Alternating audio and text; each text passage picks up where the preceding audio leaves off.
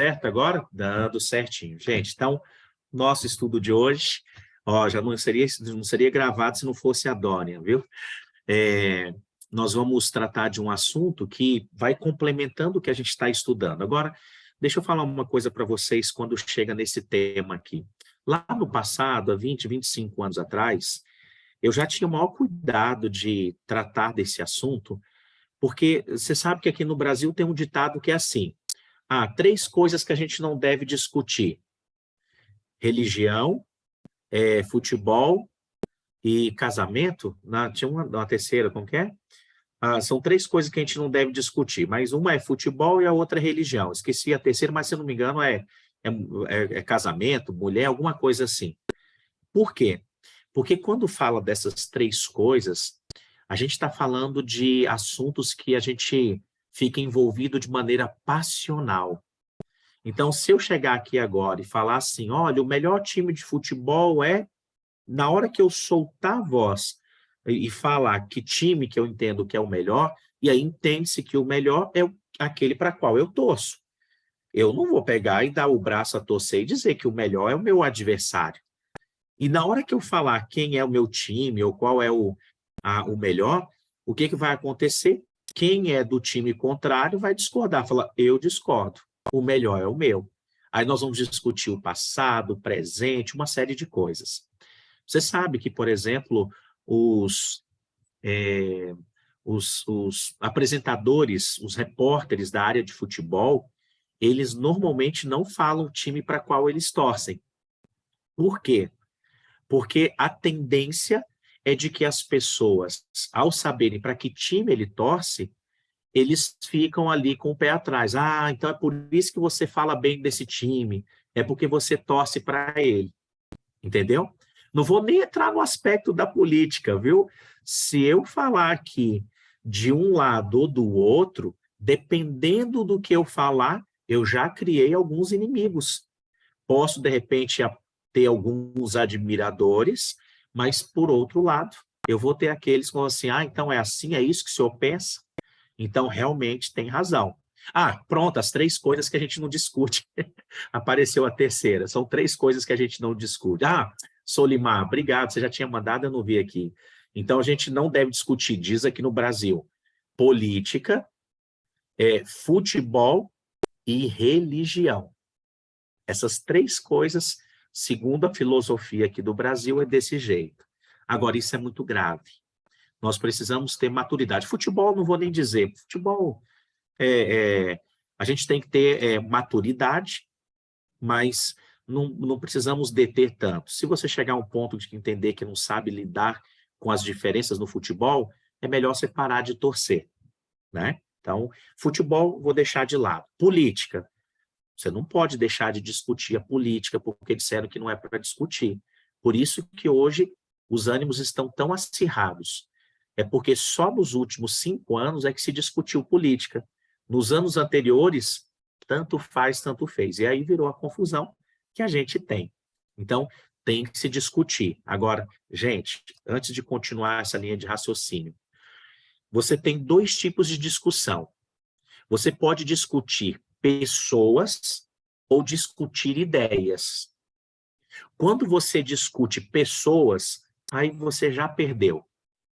Quando você ofende, quando você maltrata, esse tipo de coisa está fora da caminhada cristã. Agora, quando a gente discute ideias, aí isso é válido. Então, de repente, num campo como esse da política, eu falo assim, nossa, gente, eu sou tendencioso a pensar como partido tal. Aí vem alguém que é de um partido bem diferente e fala, Wesley, mas você já parou para pensar nisso, nisso, nisso e nisso? Eu vou dizer, rapaz, eu não tinha parado para pensar. Então, deixa eu avaliar de novo. E pode ser que eu permaneça onde eu estou, pode ser que eu mude de ideia. Isso é natural. E nós precisamos, repito, exercer, desenvolver e muito o aspecto da tolerância. Gente, tolerantes. Quer um exemplo de alguém que foi extremamente tolerante? E só consegue ser tolerante quem ama, tá? Foi Jesus Cristo. Jesus Cristo andou com Judas por 3 anos e meio, e sabendo que ele iria traí-lo. E Jesus foi extremamente tolerante. Por quê? Porque ele amava. Então, futebol, política. Agora, religião. Gente, essa história de que a gente não pode discutir religião, e aí eu repito, hein? Não é discutirmos pessoas, discutirmos ideias. Isso não é bom, porque é na multidão de conselhos, diz a Bíblia, que existe a sabedoria. Eu vou contar só um pedacinho da minha jornada. Eu nasci num lar católico, como boa parte da população brasileira, porque nós fomos colonizados, é, e as nações que deram origem ao Brasil, eles carregavam, né, junto de si a religião católica.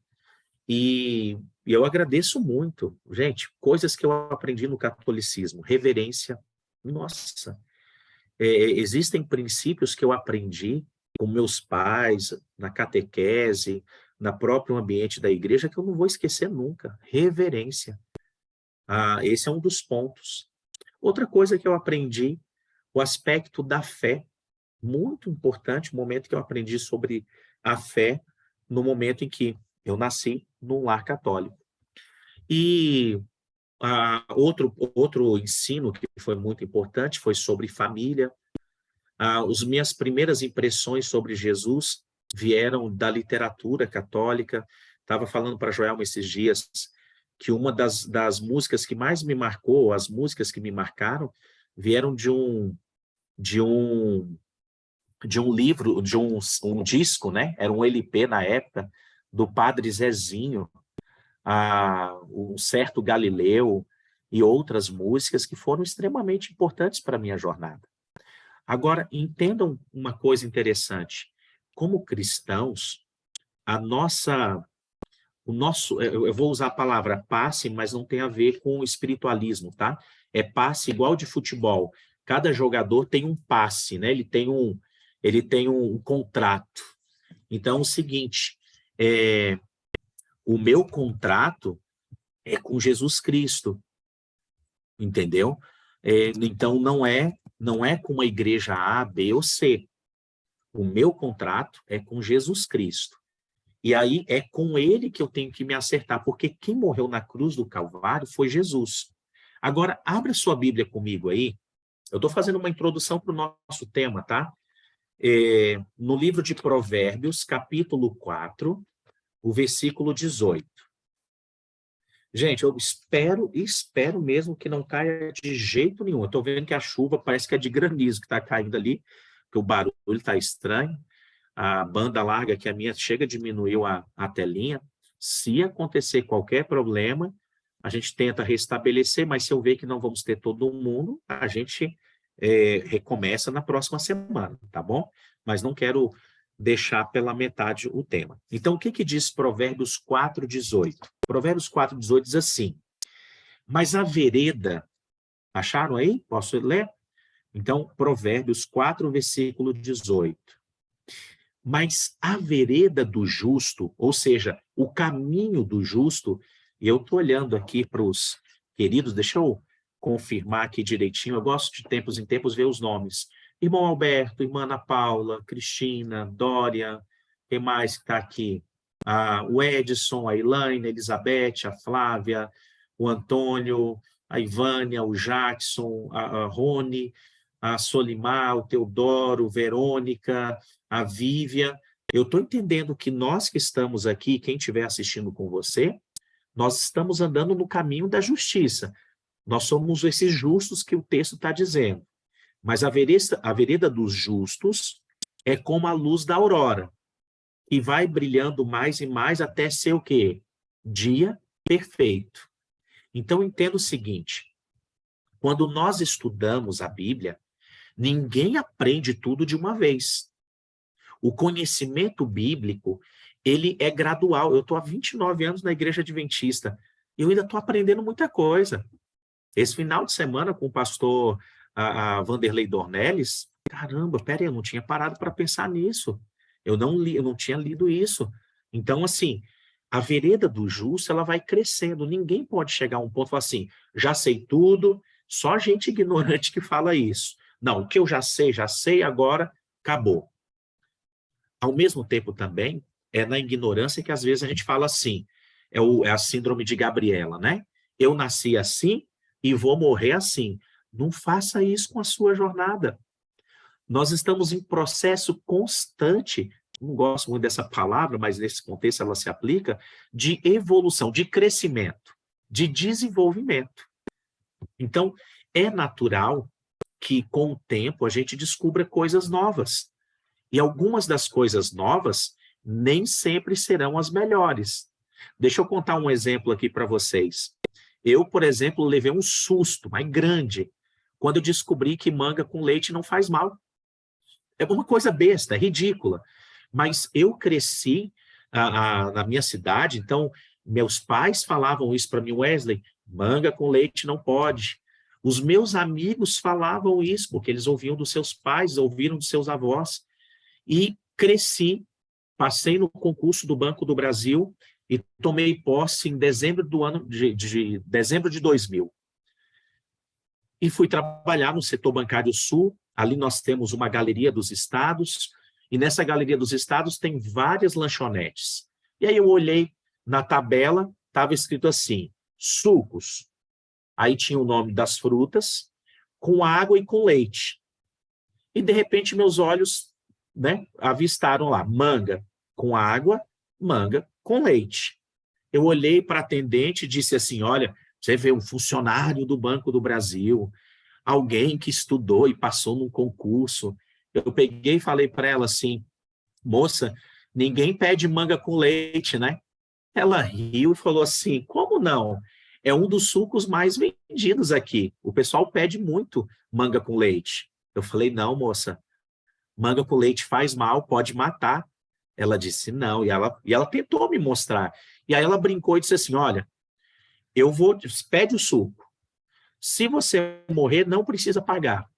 Aí eu vi a brincadeira e tudo, eu falei assim, então tá, deixa eu experimentar esse suco, né, a vitamina de manga com leite. Gente, que delícia. Geladinha, né, tanto o leite quanto a manga estavam, né, refrigerados, e ali passou a ser meu suco preferido, a minha vitamina preferida. Quase toda semana eu tinha que passar lá e pedir, ó, aquele suco, a vitamina de manga com leite. Por que eu estou te dizendo isso? Porque só alguns anos depois é que o Fantástico fez aquela reportagem que ficou célebre, porque justamente ele mostrou que esse conceito de manga com leite faz mal remetia ao período da escravidão, onde os senhores dos escravos não queriam que eles tivessem acesso aos dois. Então, uma mentira que foi repetida tantas vezes, ela não se torna verdade, mas na cabeça de alguns pode, às vezes, fazer sentido. E aí vem as nossas crendices. Então, queridos, no tema de hoje, eu vou mexer com uma parte que não é tão fácil. Eu, quando descobri essas questões, elas mexeram comigo. Elas foram, assim, para mim, uma lição muito dura. Por quê? Porque desde a minha infância, eu aprendi que a igreja não errava. E eu aprendi também uma coisa que foi muito repetida, que fora da igreja romana não existia salvação. E aquilo estava muito encravado na minha mente. Até o dia que eu descobri que a salvação é Cristo Jesus. Até o dia que eu descobri que a verdade ela é vista não no que as pessoas dizem, mas no que a palavra de Deus diz.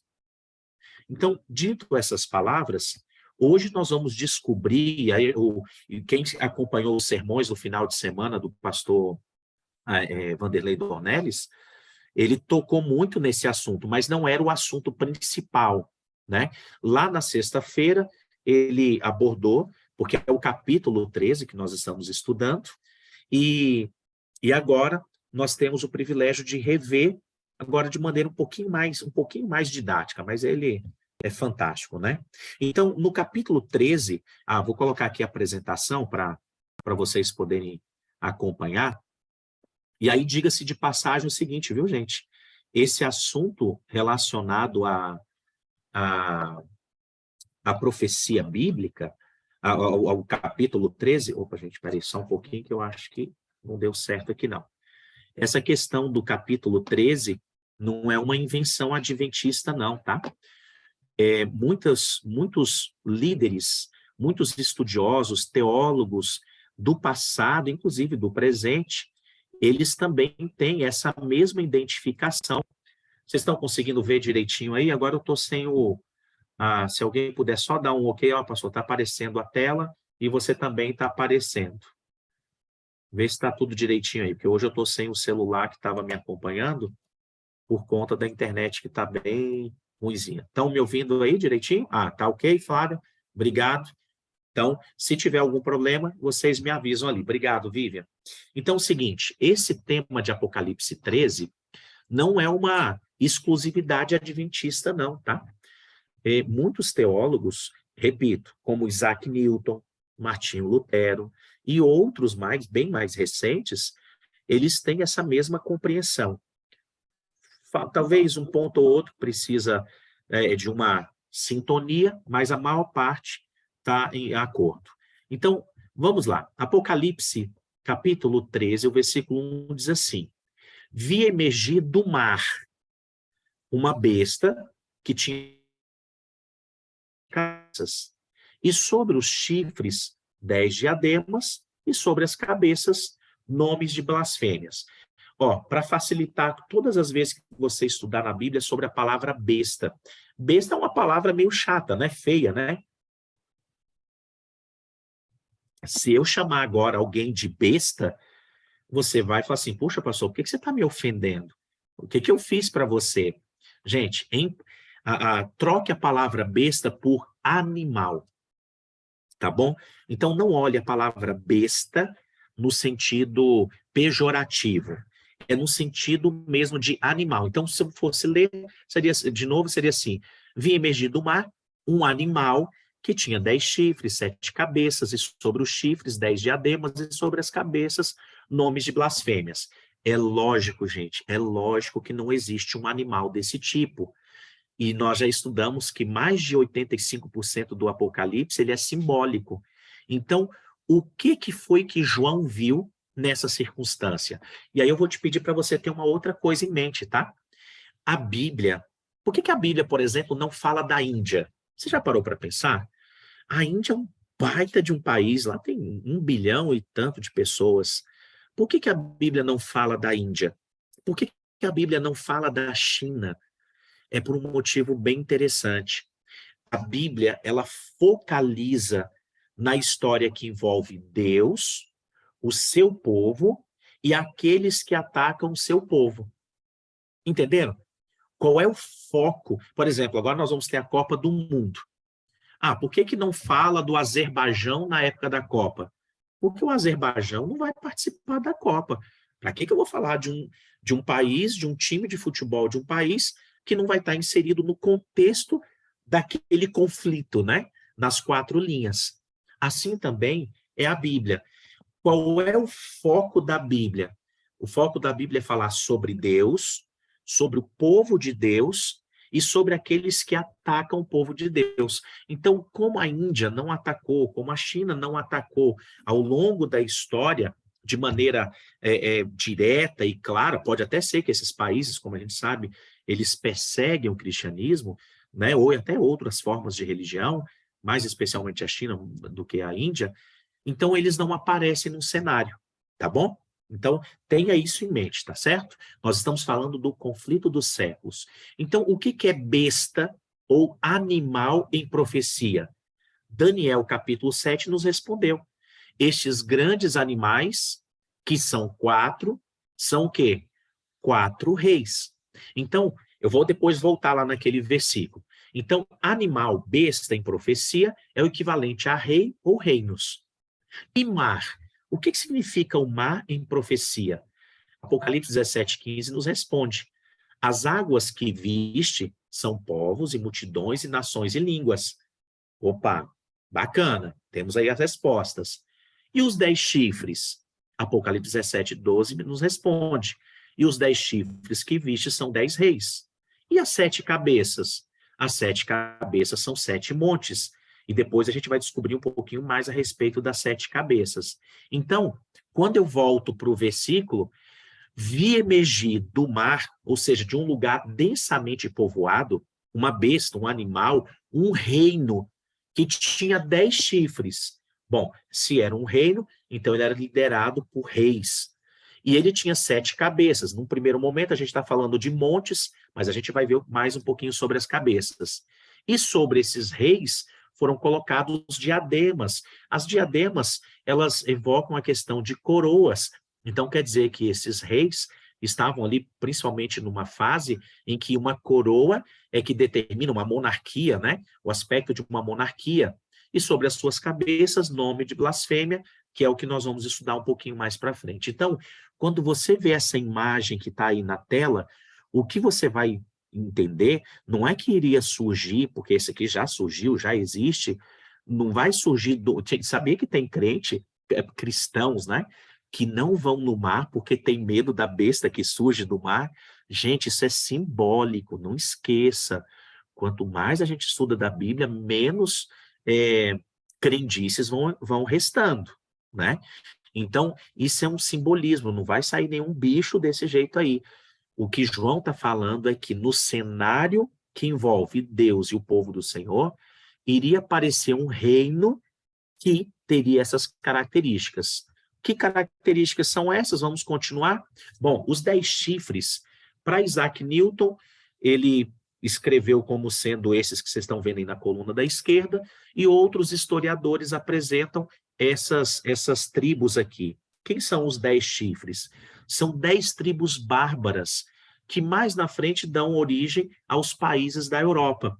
Por exemplo, temos os vândalos, os álamos, os suevos, os visigodos, os burgúndios, os francos, lembra francos, franceses, os lombardos, os bretões, anglo-saxões, estamos falando aí dos ingleses, os hunos ou ostrogodos, ravenas e érulos. Apesar da pequena diferença que existe entre alguns aqui, o fato é, os 10 chifres são 10 tribos bárbaras que lutaram contra esse reino, né? E a gente vai ver um pouquinho mais dessa luta entre essas 10 nações bárbaras contra esse reino que iria perseguir o povo de Deus. Bom, sobre as cabeças, as 7 cabeças, nós vimos algo muito precioso nesse final de semana também com o pastor Vanderlei Dornelles. Percebe que é um animal só, um reino só. Satanás, ele é único. Lembra que a gente já estudou alguns estudos atrás o seguinte: Satanás, ele não vai pegar e tentar destruir o povo de Deus com as suas próprias mãos. Ele lá fala assim, deixa eu trucidar esse pessoal aqui. Ele não vai fazer isso. Ele usa os agentes humanos, principalmente os poderes terrenos. Então foi assim que ele usou o Egito para oprimir o povo de Deus, ele usou a Síria para oprimir o povo de Deus, ele usou a Babilônia, a Medopérsia, a Grécia, Roma imperial e Roma papal. Aqui nós temos as 7 cabeças, os 7 governos que foram usados por Satanás para oprimir o povo de Deus. Em algum momento, essas nações que vocês estão vendo aí os nomes, elas até ajudaram o povo de Deus. Lembra do Egito? Veio uma grande fome, José estava no Egito, veio o povo de Israel para o Egito e ali eles foram alimentados. Até que aparece um novo faraó que não reconhecia o papel de José e aí escraviza o povo hebreu para construir as suas obras faraônicas. Então, cada uma dessas nações, em algum momento, ajudaram o povo de Deus. Mas, uma vez que se distanciaram do governo do Senhor, essas nações passaram a oprimir o povo de Deus. Todas sob o mando de quem? Da antiga serpente, do dragão, que é Satanás. Gente, então, de maneira clara, quando nós pegamos as características, algumas que nós vamos, inclusive, ver daqui a pouquinho, quem é que cumpre, que governo cumpre essas características? Aí você precisa ter essa noção do que é Roma pagã e do que é Roma papal. Bom, o Império Romano, que foi um baita de um império, ele é formado em 2 partes. Ele começa como Roma pagã, é a Roma dos Césares, dos imperadores, mas no momento em que Roma começa a ruir, não existe um novo governo que toma posse do lugar de Roma. Quando o imperador romano percebeu que ele estava perdendo o poder do império, ele se autodeclara o Papa, o chefe de Roma. E aí, então, são as duas fases de Roma: Roma imperial, ou Roma pagã, e Roma papal, que é a Roma religiosa. Guarda essas informações e eu vou avançar um pouquinho mais com você. Bom, o que há de interessante a respeito dessa besta? O que há de interessante, gente, aqueles que já estudaram... Ah, deixa eu falar uma coisa rapidinho para vocês, antes que eu esqueça. Eu percebi, ou pelo menos eu senti ao longo desse final de semana, que algumas pessoas falam assim: pastor, muita informação, muita coisa. Você está fazendo aqui o estudo do Apocalipse comigo, tem gente que está estudando no sábado pela manhã o livro de Daniel, e tiveram aula, inclusive, lá com o pastor Vanderlei Dornelles, né, nesse sábado. Deixa eu falar para você, que bom que você está aqui estudando o Apocalipse, mas existem outros estudos, deixa eu mostrar um aqui para vocês. Existem outros estudos, vou mostrar dois. Um é esse daqui, ó, Ouvindo a Voz de Deus, e o outro é Ensinos de Jesus. Esses estudos, eles são importantes, porque eles dão uma base para aquilo que nós estamos estudando hoje. E, às vezes, é uma falha de quem está ensinando de achar que todos os alunos estão nivelados. Então, se você está sentindo alguma dificuldade, fala: olha, eu vou precisar voltar aí um degrau, não tenha vergonha disso, tá? Então, tem pessoas, inclusive aqui entre nós no grupo, que se você falar assim: pastor, eu quero fazer um desses dois estudos aí para eu dar uma equalizada, é só você me falar e eu vou colocar essa pessoa em contato com você e você vai fazer esse estudo num outro dia da semana e a gente continua aqui o Apocalipse ou o Daniel, como alguns estão estudando, tá bom? Então, quando nós estudamos o livro de Daniel, a gente descobre que Nabucodonosor teve um sonho. Nesse sonho, ele viu uma estátua. Vocês podem me ajudar? Quero ver quem vai ser rápido aí, hein? Essa estátua de Nabucodonosor tinha 4 tipos de materiais diferentes. A cabeça era de quê? Quem me ajuda aí? A cabeça era feita de quê? Ouro. Ouro. Parabéns, isso mesmo. O peito dessa estátua era feito de quê, gente? Prata. Prata. De prata, perfeito. E a cintura era feita de quê? Bronze. De bronze. E as pernas eram feitas de quê? Ferro. Ferro. De ferro. Então, Nabucodonosor teve esse sonho, e ele ficou intrigado, porque ele esqueceu do sonho, mas Deus deu a Daniel a resposta. Daniel, vai lá, fala para Nabucodonosor o que significa esse sonho. Nabucodonosor, você é a cabeça de ouro. Então, quer dizer que naquela estátua, a cabeça de ouro era Nabucodonosor, era a Babilônia. Mas depois de Nabucodonosor, que queria governar para sempre, não conseguiu, veio uma outra nação, os Medo-Persas, que é representado pelo peito de prata, né, os peitos e braços de prata. Depois, a Medopérsia foi vencida por Alexandre o Grande, pelo Império Grego, que é representado por essa cintura de bronze. E o Império Grego, ele não foi exatamente derrotado, mas após o Império Grego, vem o Império Romano. E só um detalhe interessante nessa estátua: você percebe que na estátua as pernas, quantas pernas são? 2. São de ferro? 2. A fase imperial e a fase a papal de Roma. Então, o que Deus deu para Nabucodonosor, e revelou através de Daniel, foi a sucessão dos 4 grandes reinos ao longo da história. Vamos decorar? Babilônia, Medopérsia, Grécia e Roma. Perfeito? No capítulo 7, Daniel é que tem um sonho. E nesse sonho ele vê 4 animais. Quais foram os 4 animais que Daniel viu? E eu quero que você preste atenção num detalhe aí, viu? É um detalhe interessante. Vamos lembrar quais são os animais que Daniel viu? Qual foi o primeiro animal que Daniel viu? Hã? Me ajuda aí. Quem escreve pode falar também. O primeiro animal que Daniel viu no sonho foi um Leão. leão, que tinha asas. Leão Depois ele alado. viu um leão alado, isso. Depois ele viu o quê? Um Qual bode. foi o Urso segundo? com 3%. Urso com Um 3 urso, costelas.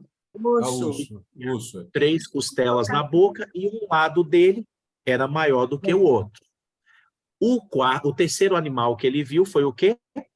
Um leopardo, Leopardo. Com 4 que cabeças. tinha 4 cabeças e 2 pares de asas. E, por fim, ele viu um animal, você lembra que significa animal em profecia? Reinos. Então, primeiro ele viu a Babilônia, depois ele viu a Medopécia, depois ele viu a Grécia, e quando ele viu aquele animal estranho, que inclusive no livro de Daniel 7 diz que os dentes desse animal estranho, adivinha de que elemento que era? De que mineral? Ferro. Me ajuda? De ferro. Ferro. Opa!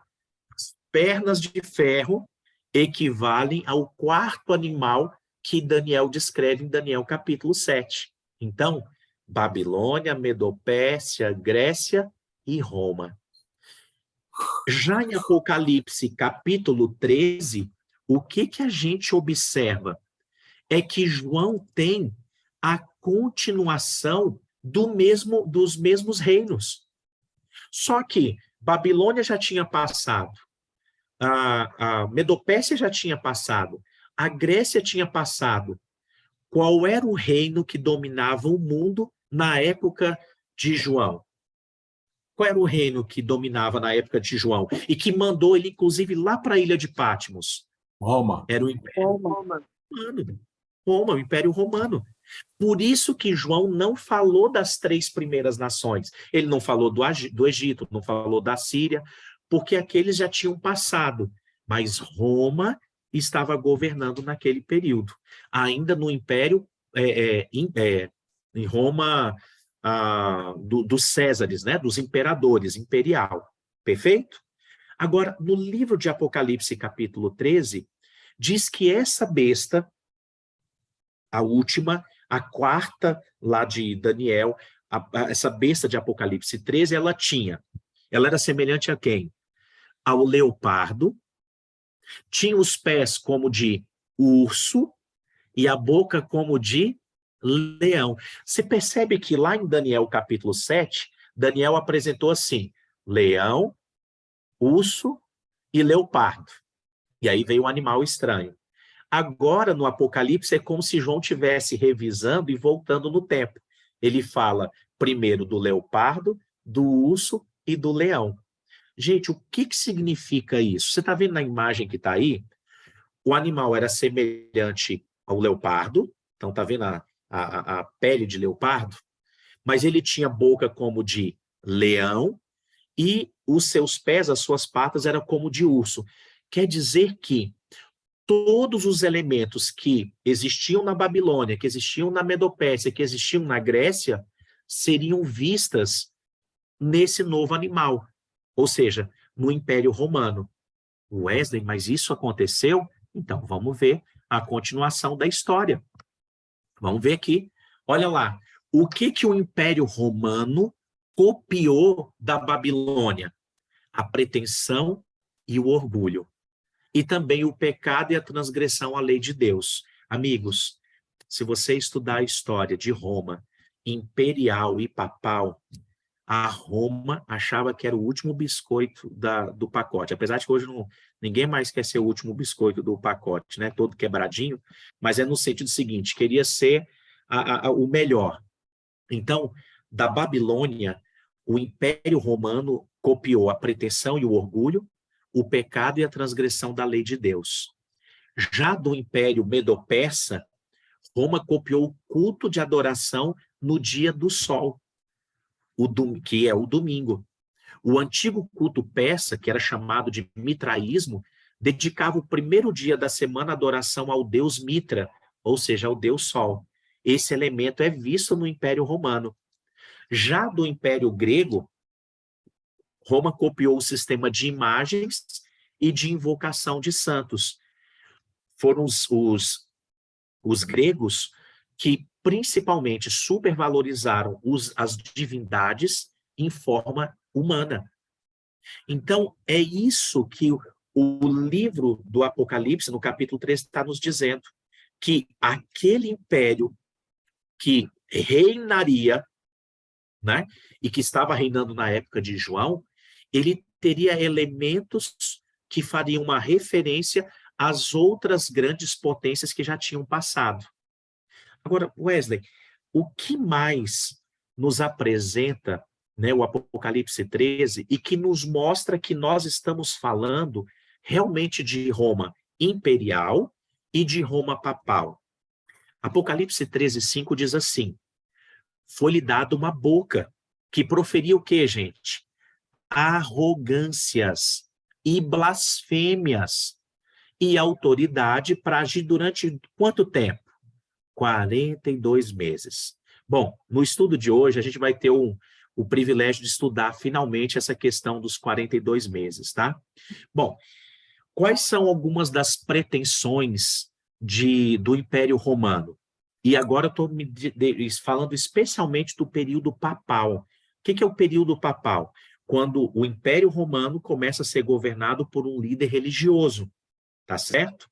Perceba no Apocalipse 13:5 que ele proferia arrogâncias e blasfêmias. O que é uma blasfêmia? Os escribas, diz Lucas 5:21, eles estavam arrazoando entre eles, dizendo o seguinte: quem é este que diz blasfêmias? Eles estavam falando de Jesus. Por quê? Quem pode perdoar pecados senão Deus? Então estava tendo uma disputa entre os fariseus e os escribas contra Jesus. Jesus, nessa ocasião de Lucas 5:21, perdoou uma pessoa e eles ficaram o seguinte: esse Jesus aí é um rapaz, é um blasfemador. Por que ele era um blasfemador? Porque ele estava perdoando o pecado daquela pessoa. Na cabeça judaica, só um pode perdoar pecados. E esse quem é? Deus. Bom, aí vem um detalhe. Jesus não era um blasfemador porque ele é Deus. Então, por isso que ele perdoava pecados. Agora, o Império Romano, ele tomou para si o papel de perdoar pecados. Eu vou citar 2 exemplos para vocês. Semanalmente, aqueles que seguem a religião romana, eles devem apresentar-se diante do seu sacerdote e confessar auricularmente, acho que a palavra está errada, de maneira audível, né, pouca ouvido, os seus pecados. E aí o que é feito? É dado uma penitência para que esse pecado seja perdoado. Ou seja, Jesus não foi necessário no processo. Outro detalhe, em Roma existe uma porta, isso aí, imagina a minha responsabilidade de falar dessas coisas, você facilmente consegue depois fazer a pesquisa, tá? Em Roma existe uma porta que é aberta sempre no final do ano. E todas as pessoas que conseguem passar por essa porta têm os seus pecados do ano perdoados. O que é isso? É a pretensão de tomar de Deus o papel que pertence só a Ele, de perdoar pecados. Bom, avancemos. Esse poder descrito em Apocalipse 13 tinha a pretensão de ser Deus. Responderam-lhe os judeus: não é por obra boa que te apedrejamos, e sim por causa da blasfêmia, pois sendo tu homem, te fazes Deus a ti mesmo. De novo, eles estavam atacando Jesus. O único erro deles é que eles estavam atacando alguém que realmente era Deus. Então, o que é uma blasfêmia? É um ser humano tomar o lugar que pertence a Deus. Eu não sei se você tem em casa.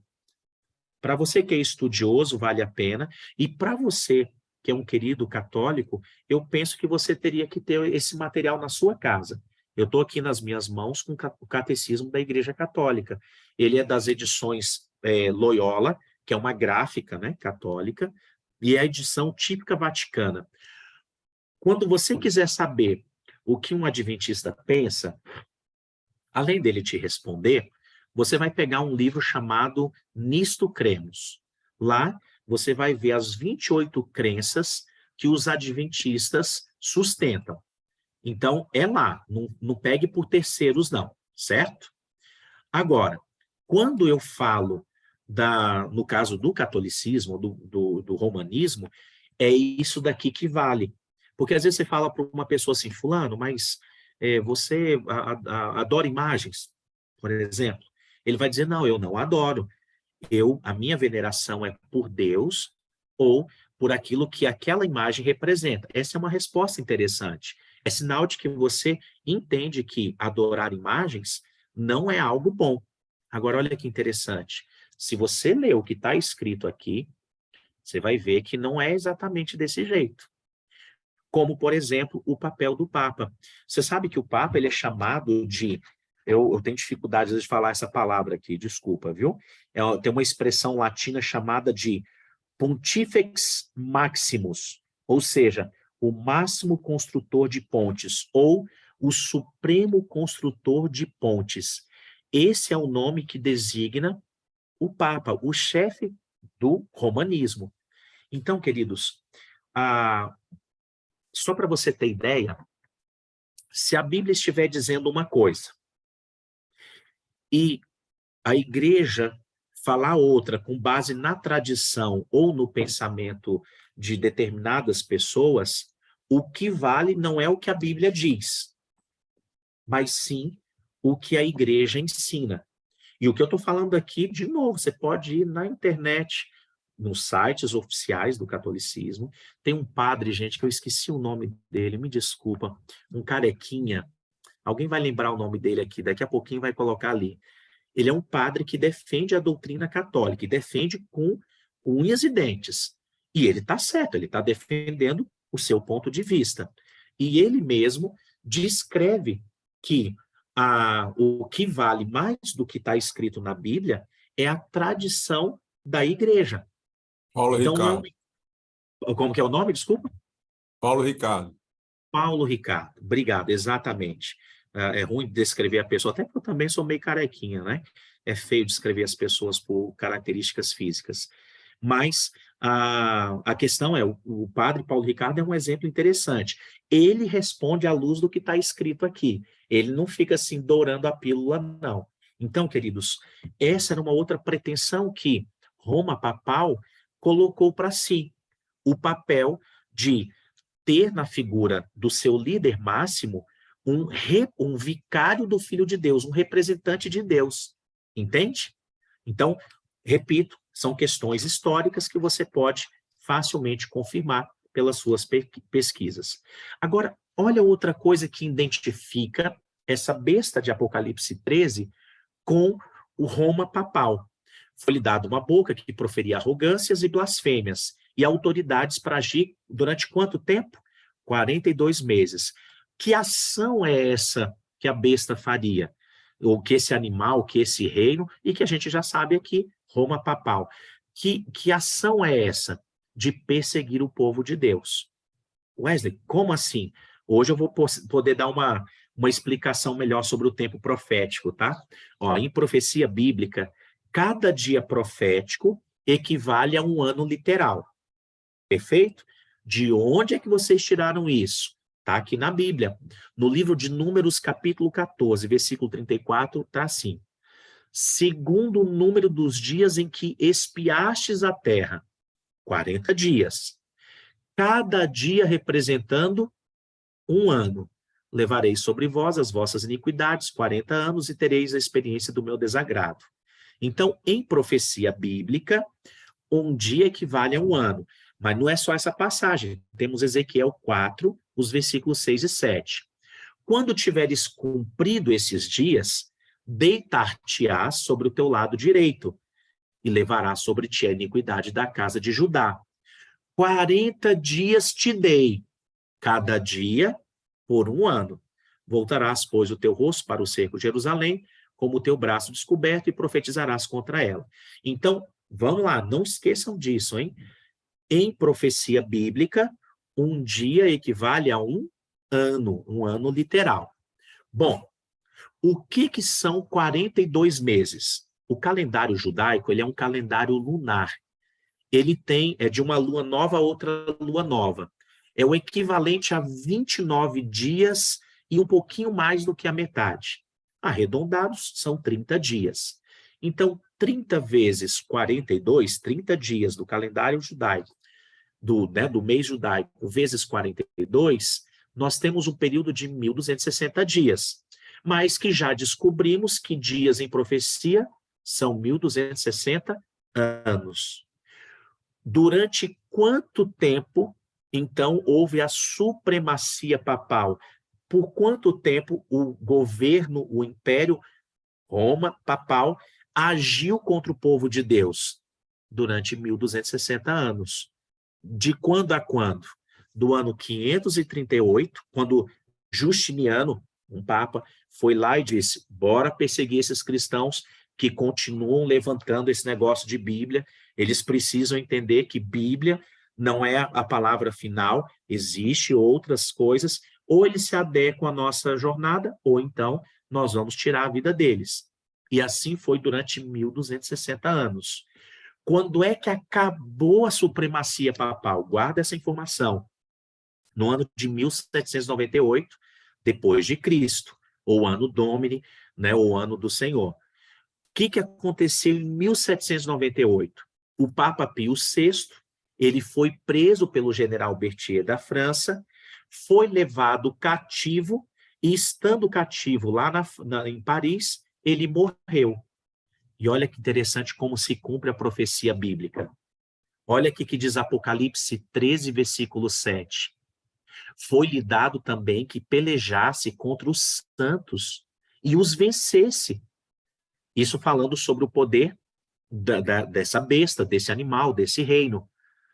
Deu-lhes ainda autoridade sobre cada tribo, língua e nação. Gente, só existe uma autoridade religiosa que dominou no mundo como um todo. E ela justamente Roma papal.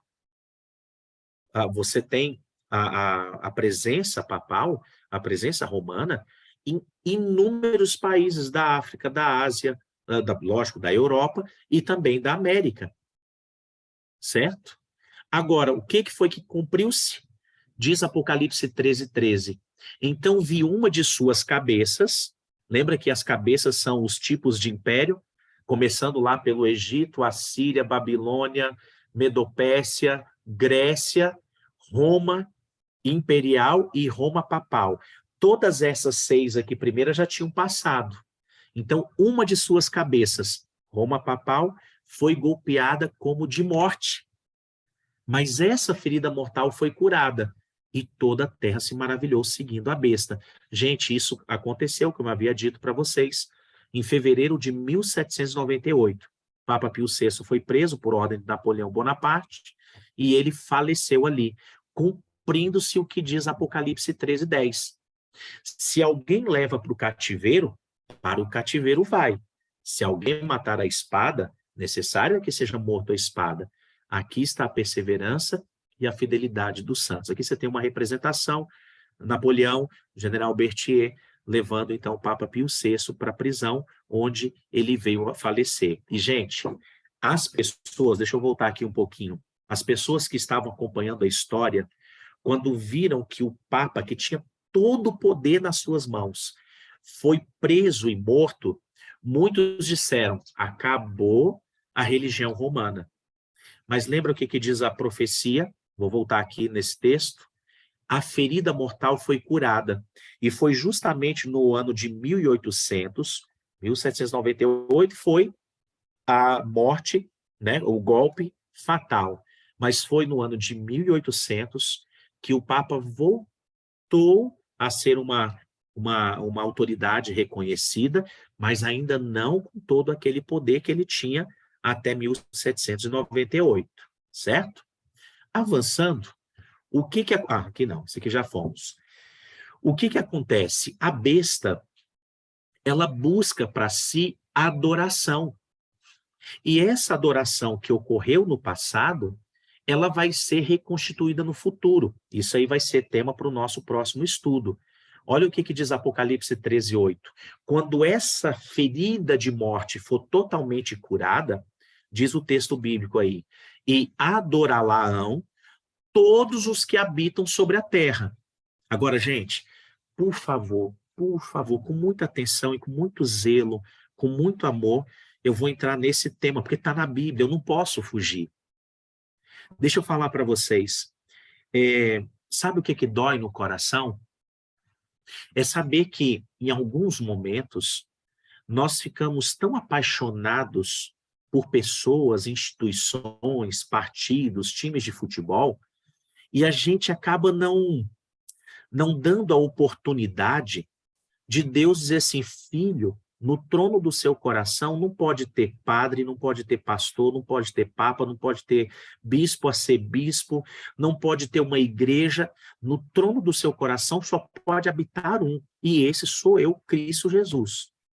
Então, se você ama Jesus acima de todas as coisas, acima de todos os poderes, acima de tudo e qualquer pessoa que exista nesse mundo, e nós somos tão fáceis de adorar qualquer outra coisa, qualquer outra pessoa, que Jesus teve que dar uma lição para nós. Ele disse, olha, quem amar mais o pai e a mãe do que a mim, não é digno do reino dos céus. Quem amar mais o filho, a filha, não é digno do reino dos céus. Deus não divide a adoração dele com ninguém. Ah, mas aquele pastor é tão bacana, ele é tão carismático. Ó, como diz os anjos disseram para João, eu sou conservo teu. Ah, mas aquele ali fez tanto pela humanidade. Gente, Deus não divide a sua adoração com ninguém. Quem no tempo do fim vai adorar esses poderes do mundo? Aí o texto bíblico vai dizer, e adorá-la-ão todos os que habitam sobre a terra, aqueles cujos nomes não foram escritos no livro da vida do Cordeiro, que foi morto desde a fundação do mundo. Então, entenda essa relação aqui. Quem quer e será salvo, ele vai adorar unicamente a Deus sobre todas as coisas. Agora, aqueles que se perderão, aqueles que não terão direito à vida eterna, esses são os mesmos que adorarão, né, que irão prestar adoração à besta, que a gente já viu que é animal, que nós já vimos que é um reino, e que é qualquer reino. Ao longo da história tivemos muitos, e hoje 2 reinos estão buscando uma adoração de nós, os filhos de Deus. O primeiro estamos vendo agora, que é Apocalipse 13, a primeira parte, Roma papal. O segundo, eu já vou adiantar para você, Estados Unidos da América. Pastor, você vai mostrar que a segunda besta do Apocalipse, bom, através dos estudos e do que diz a palavra, eu vou te mostrar que os Estados Unidos da América cumprem um papel profético para dar força à primeira besta do Apocalipse 13. Mas agora, eu preciso terminar dizendo que o que está em jogo é uma questão de adoração. Eu vou voltar um pouquinho lá no início, coisa feia fazer desse jeito aqui, mas é porque eu fiz uma pesquisa para mostrar para você que essa interpretação, ela não é exclusiva da Igreja Adventista, tá? De repente fala assim, vocês aí são da teoria da conspiração. Não, isso é um estudo, tá?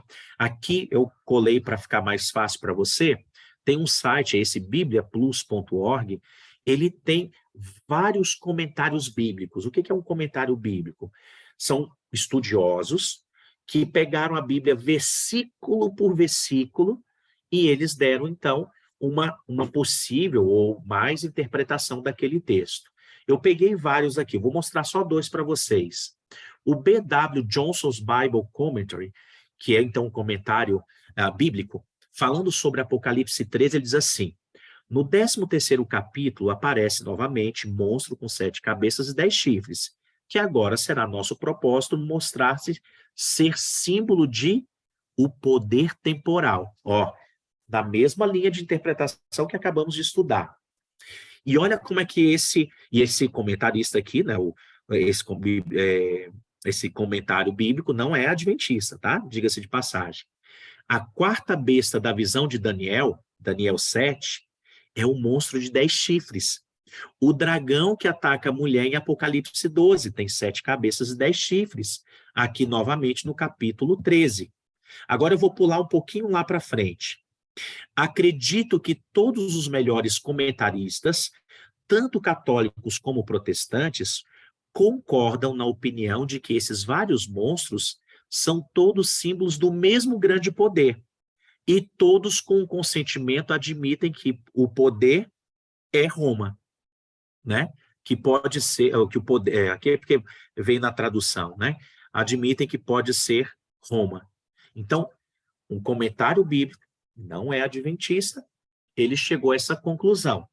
Agora, eu vou pegar um comentário, se você está vendo aí na tela, comentário católico de George Raydock, ok? É um comentário católico de George Raydock. Olha o que ele fala lá no finalzinho. Esta primeira besta, com 7 cabeças, 10 chifres, é provavelmente toda a companhia de infiéis, inimigos e perseguidores do povo de Deus, do princípio ao fim do mundo. Ó, você está vendo que a interpretação, ela vai na mesma direção? Percebeu aí essa fala? Uma frase muito boa.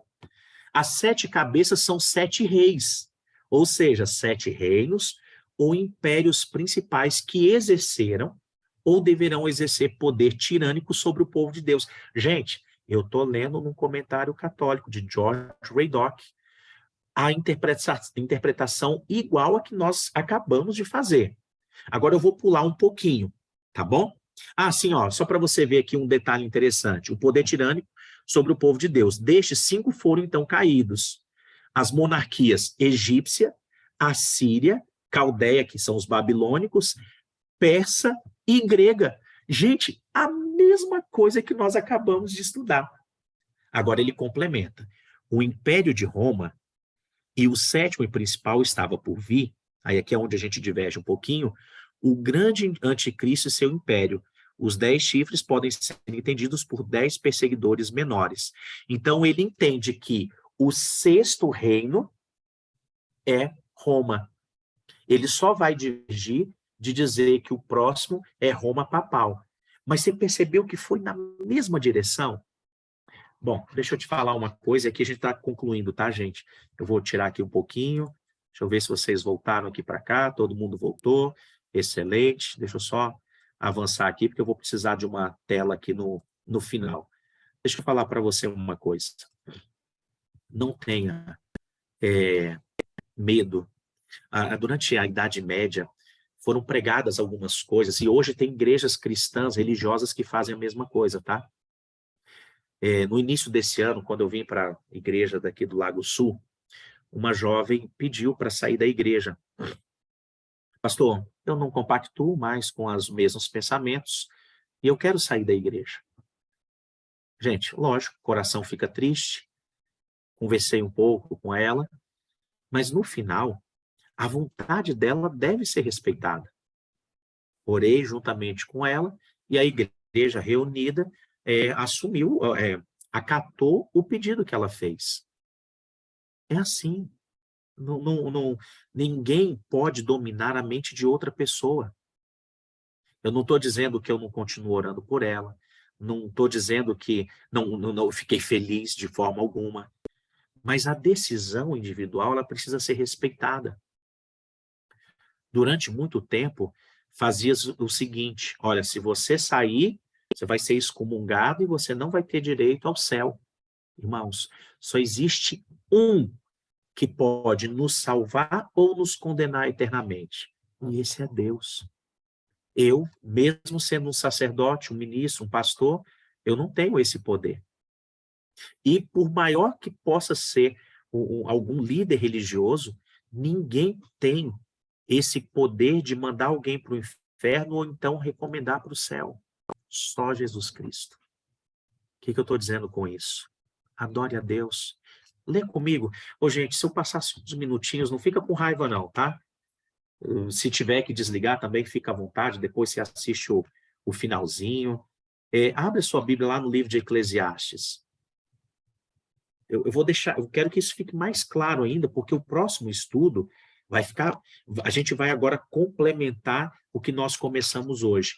Eclesiastes capítulo 12 diz assim, ó, Eclesiastes, ali depois do livro de Salmos, Provérbios, capítulo 12 diz assim, de tudo, 12, versículo 13 e o 14, de tudo que se tem ouvido, a suma é.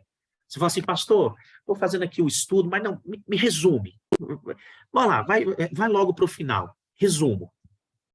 de tudo que se tem ouvido, a suma é: teme a Deus e guarda os seus mandamentos, porque isto é o dever de todo homem. Porque Deus há de trazer a juízo todas as obras, até as que estão escondidas, quer sejam boas, quer sejam más. Esse é o resumo. Temer a Deus não significa ter medo dele, quer dizer reconhecê-lo como ele é e quem ele é. E guardar os seus mandamentos, que é uma transcrição do caráter dele. É isso que Satanás, através desses poderes, ao longo da história, tentaram fazer. Fazer com que o povo de Deus não guardasse mais uma lei que reverenciava o verdadeiro rei do universo. Amigo, amiga, meu irmão, minha irmã, queremos ir para o céu, não queremos? Todos nós. E Jesus Cristo, lá na cruz do Calvário, disse: vocês vão comigo. Agora, sigam pelo caminho estreito. Entrem pela porta estreita. Sejam inimigos do mundo, porque a amizade com o mundo é inimizade para com Deus, diz o livro de Tiago. E mais uma vez, chegamos ao final do nosso estudo e nós precisamos fazer uma decisão. É isso mesmo. Chegamos ao final do nosso estudo, precisando fazer uma decisão. A minha pergunta para você é: com quem você quer passar a eternidade? Com os poderes desse mundo, que serão destruídos no lago de fogo e enxofre, e isso não é uma ameaça, irmãos, isso é uma informação bíblica. Eu posso ler com você rapidinho? Oh, meu Deus, vamos lá. A hora passa rápida demais, né? Vamos lá no livro de Mateus. Mateus, capítulo 5. Esse texto aqui, gente, no dia que eu li esse texto, me trouxe uma alegria tão grande. Eu vou precisar até tirar um pouquinho aqui da tela. Vamos lá para o livro de Mateus.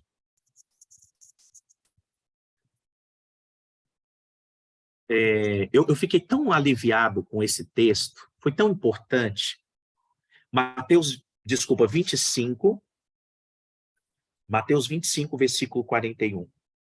Só para você ver o quanto que Deus quer me salvar e o quanto que Ele quer te salvar.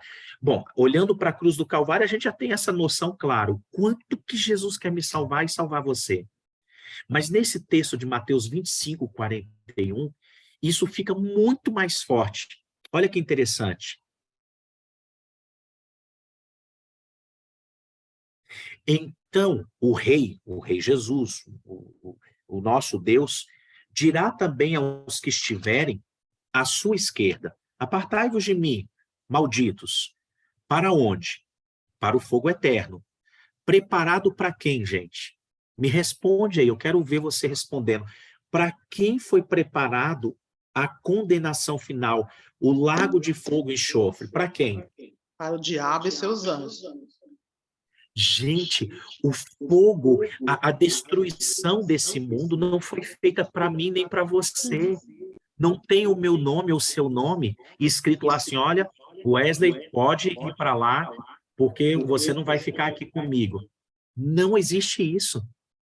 O lago de fogo e enxofre foi preparado para o diabo e os seus anjos, e os poderes que ele está se utilizando para oprimir o povo de Deus. Isso quer dizer, meu irmão, que só vai para o inferno quem quiser. Assim também como só vai para o céu quem quiser. A primeira parte é querer, porque se eu não quiser, não vai adiantar muito, né? Mas depois que eu desejo e marco, Senhor, minha passagem pode marcar para o céu, aí vai vir 2 princípios importantes, que é crer em Jesus e ser batizado. É o que está escrito lá no livro de Marcos, capítulo 16, versículo 16. Amigos, eu preciso terminar. Eu queria que você me ajudasse. Na semana passada eu vi que poucas pessoas responderam. Eu quero entender que é pela dificuldade, às vezes, de digitar. Você que já faz parte da igreja há muito tempo, você que está começando agora, você que deve estar confuso com o que ouviu, eu quero que você, ao ler, eu lendo aqui as 3 declarações de fé, eu queria que você respondesse, mas não precisa falar em áudio, não. Eu quero que você escreva: sim, acredito, buscarei, confessarei, do jeito que você desejar. tá bom? Então, preparou aí a mãozinha, celular, computador, é para todo mundo. Nós estamos aqui em 21 conectados, né? Mas tem mais pessoas aqui. Então, eu quero ler o seu aqui. Vou escrever o meu também, tá bom? Então, vamos lá. Acredito que somente Deus é digno de ser adorado e desejo entregar a minha vida a Ele. Você acredita? Você confirma o que está aí? Eu vou dar o meu sim aqui, peraí. Claro que sim. Só Deus é digno de ser adorado. Ele que morreu na cruz do Calvário, Ele me criou. E Ele está dizendo que vai me levar para o lar celestial. Claro que eu acredito nele. Então, aproveita aí, Elaine, Verônica, Flávia, já foi bacana. É o seu momento de testemunhar. É muito importante. Vai lá, ok? Terminamos? Eu vou para o segundo ponto. Buscarei a Deus através de Cristo, que é o meu único e legítimo mediador. Eu não preciso de um líder religioso, eu não preciso de uma divindade, eu não preciso de um santo. Eu posso ir diretamente a Cristo. Eu vou buscar a Deus através de Cristo Jesus. Sim, eu vou colocar meu sim aqui também. Tá achando que quero reafirmar a minha crença na palavra de Deus. E terceiro, olha aí uma outra declaração de fé. Confessarei meus pecados somente a Cristo e lhe pedirei que, por seus méritos conquistados na cruz, me perdoe os pecados e me conceda um novo coração. E aí, está disposto a isso, a confessar somente a Ele, confiando nos méritos de Cristo e pedindo a Ele um novo coração? Vou colocar aqui, sim, um novo coração, é o que eu desejo, eu quero, eu preciso, orem por mim, orem pela minha família. Amigos, aqui nós terminamos o nosso estudo. Como eu disse para vocês, é uma temática que mexe comigo, porque eu sei, se alguém aqui desejar, alguém muito sincero, falar assim, pastor, eu quero ver esse testemunho. Existe um testemunho muito bonito de uma senhora lá no Paraná. Essa senhora, essa pessoa, né, essa mulher, teve contato com a mesma mensagem que eu e você estamos tendo agora. E sabe o que aconteceu? Ela se sentiu assim, ela teve um sentimento duplo de engano e de felicidade. Ela falou, como? Ao longo da história eu pensava que era de um jeito. O testemunho dela é muito bonito. Eu vou colocar em alguns grupos aqui que a gente tem, gente, o testemunho que eu falei no estudo. Mas se você desejar, eu mando para você diretamente. Amigo, amiga, há um Deus que nos ama e está vindo nos buscar. Não vamos ficar de fora, não. Tá bom? Eu deixei para você aí o link para você responder para o sorteio da semana que vem, tá certo? Por favor, me dê aí o privilégio de você participar com a gente desse sorteio, tá? E o meu desejo, muito sincero, é que a graça do Senhor Jesus Cristo esteja sobre a minha vida e a sua, e que em breve, quando Jesus voltar nas nuvens dos céus, nós estejamos todos prontos e preparados. Às vezes a verdade dói, mas eu vou te falar um texto bíblico que também para mim mexeu muito na minha jornada. Melhor é a repreensão franca do que o beijo mentiroso. Vou repetir o texto bíblico lá de Provérbios. Melhor é a repreensão franca do que o beijo mentiroso. Só para ficar um pouco ainda mais cômico, eu trabalhava, como disse para vocês, numa instituição bancária, e foi durante o período ali dos festejos juninos, cada um levou algum prato típico, né, dessa época para a gente consumir lá na agência. E alguém trouxe uma panela, eu peguei nessa panela, levei para o local. Daqui a pouquinho um amigo chegou para mim e falou assim, Wesley, posso te falar uma coisa? Eu falei, pode, claro. Eu era mais antigo do que ele na empresa, ele era mais novo, eu mais velho, e ele falou assim, rapaz, você tá com CC.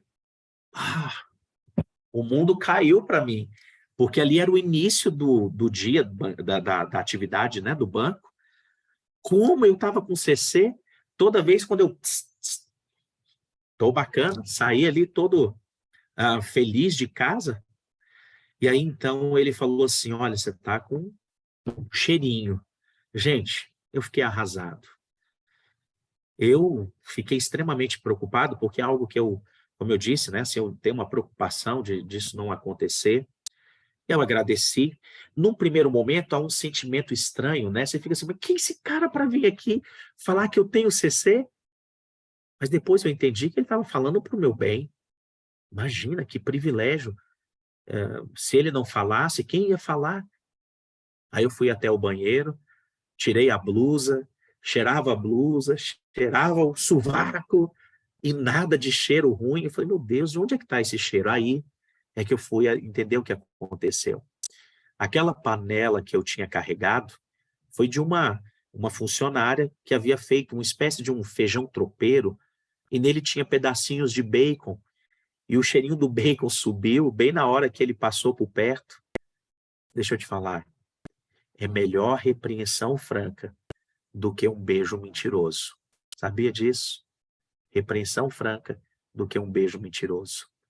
Que Deus te abençoe, que você se mantenha firme nos seus propósitos aí do coração, que em breve, quando Jesus voltar nas nuvens dos céus, estejamos lá juntamente com Ele. Vamos fazer uma oração? Pai, muito obrigado. Hoje estudamos mais um tanto da Tua Palavra. Esses assuntos mexem com a nossa vida, mas como é bom saber que estamos sob os cuidados de um Deus que se preocupa conosco e que quer o nosso bem. Obrigado pela repreensão franca. Ela é muito válida para a nossa jornada. Agora, Senhor, nos ajuda a termos ânimo e força para avançarmos no propósito de te seguir da maneira como o Senhor deseja. Abençoa cada um desses estudantes que estão aqui no online, daqueles que assistem no dia seguinte ou em outro momento aqui pelo YouTube, e que a nossa vida, Senhor, esteja escondida em Ti, e o Senhor seja o único a habitar o trono do nosso coração. Te peço uma boa noite a todos nós, uma feliz semana na Tua presença. É a nossa oração em nome de Jesus. Amém, Senhor. Amém. Gente, muito obrigado pela companhia de vocês. Desculpa ter passado aí esses 15 minutinhos. E nos encontramos na próxima segunda-feira. Quarta temos um encontro a partir das 6 horas da manhã com o livro, usando o livro Mente, Caráter e Personalidade, volume 2. E durante a semana tem muita coisa boa para acontecer. Gente, fiquem na paz de Jesus. Até mais. Vou desligar aqui a nossa gravação.